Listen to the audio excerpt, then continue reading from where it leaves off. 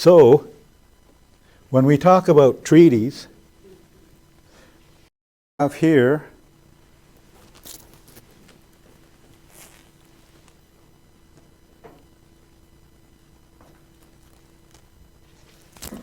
we have here what we call a Wampum Belt.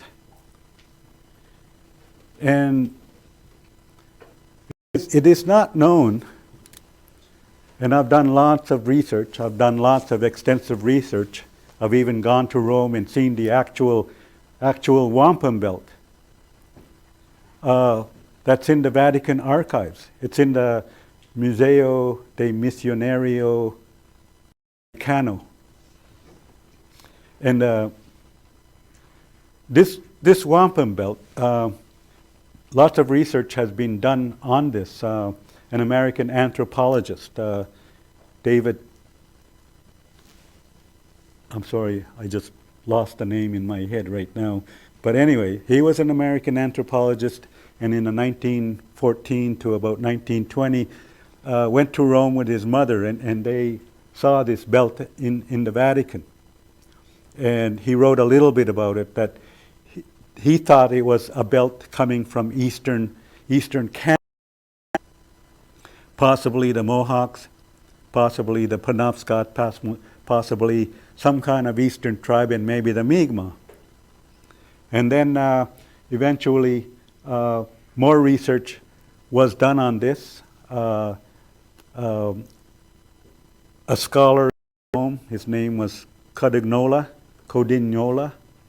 and another scholar named Pizzarusso also wrote articles about the belt.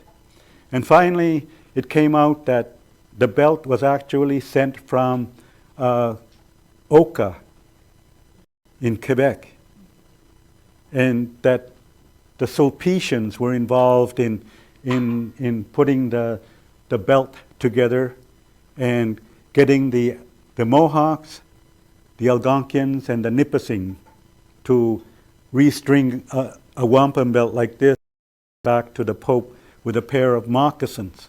This happened in 1831, and things kind of fell apart after that. The Mohawks and the Algonquians kind of had disagreements. The Mohawks brought in Anglicans into the seigneury that was given to the Sultan. And then there was all kinds of back and forth arguments between the French and the Algonquins, and the French and the Mohawks, and the French and the Anglicans among the Mohawks, and in fact a church was burnt. The church was disassembled, and parts of it was still standing up, so the Sulpicians were involved in having it burnt to the ground. And so this Wampum Belt, what it really actually signifies, detail about it in a minute, but the story behind the Wampum Belt, it was sent from Oka, and it was sent to the Pope, just like I said before. It's true. But our questions, I mean, a Roman Catholic priest by the name of Barry McGrory and myself ended up in Rome, being supported by the Union of Nova Scotia Indians and the Assembly of Nova Scotia chiefs to go and look at this Wampum Belt and look into what the sources are and the history behind it. One of the things that could not be answered was whether the belt itself was the original belt that came from Oka. It was a belt put together in Oka, but could it have been an older belt? Entered the baptism of the Grand Chief Membertou, where I have heard an explanation from my grandmother, Agnes Thomas, who died in 1998. She was 100 years old, and she said she remembered a story about a possible wampum belt where it represented the Grand Chief being baptized. And in the middle, you have, the story goes, you have Grand Chief Membertou, and he has a heart. And in our tradition, Meskig Ukamlamun, it means he has a big heart. He's the chief. He's the oldest guy, the wisest man. He was the tallest guy and the biggest guy and had the largest family in Mi'kma'ki. And he had a heart of gold. I mean, he gave a lot to his own people. And in his hand, they say, that was his medicine bag that had the sacred pipe, the sweet grass, the tobacco, and the eagle feather in that bag. They were holding the cross because he accepted baptism in 1610. And this is the priest that was dressed in long. In his hand was the Bible.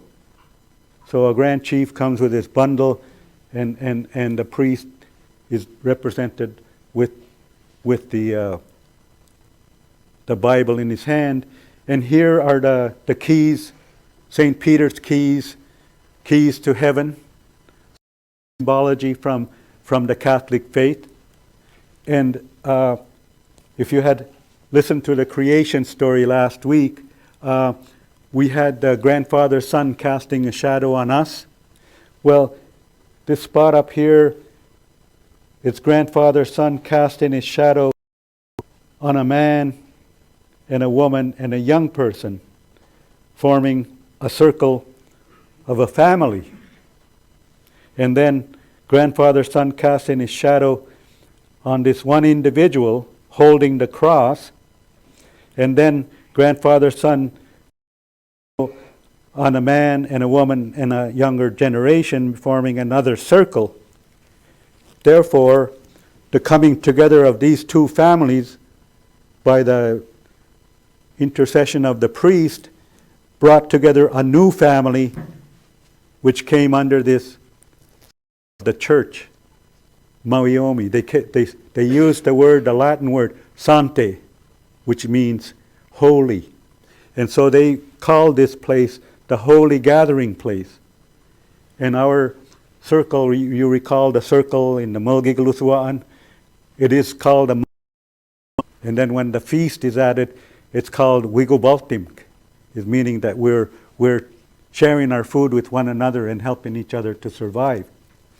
And over here on the Grand Chief side is the cross arrows, which mean peace, and 7 of these representing 7 districts of the Mi'kmaq Grand Council, or the 7 clans of the 7 original families that I mentioned in my Mi'kmaq creation story last week.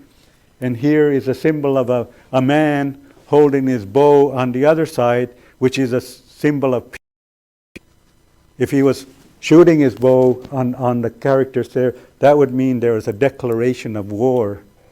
And so that's what that symbol means.